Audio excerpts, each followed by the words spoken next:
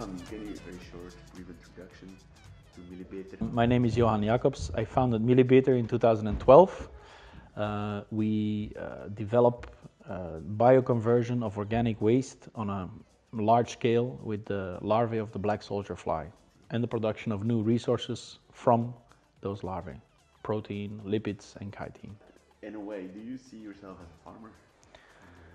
Well, legally, it turns out that I am a farmer, and having 300,000 new pieces of cattle per day makes me probably one of the biggest farmers around. But it feels like farming because it's live animals, but it's a strange kind of farming.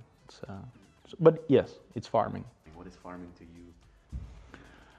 What is farming to me? It's probably about growing live plants or live animals, trying to produce stuff to eat or to be eaten by other animals. Or for me, farming is not just to do with working with your hands in the soil. It's more the general concept of producing food and feed. We're from the Association for Vertical Farming, September, and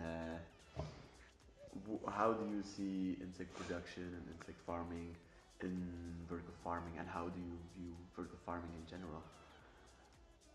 Well, vertical farming to me, it will be part of the solution to a couple of the larger global trends.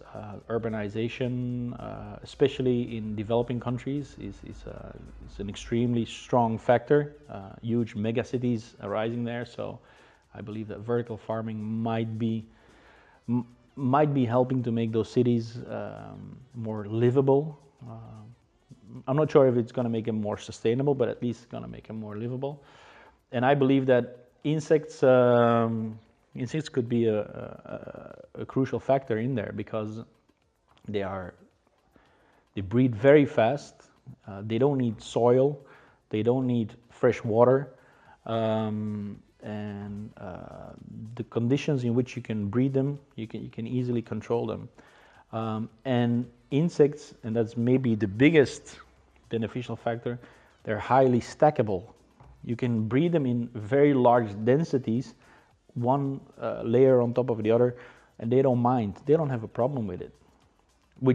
It's very hard to do it with plants, and with other animals, the density becomes a problem. But insects, they like a lot of insects like living in very high densities. So that makes it for vertical farming, where you try to condense several activities in terms of space, makes it a very interesting factor.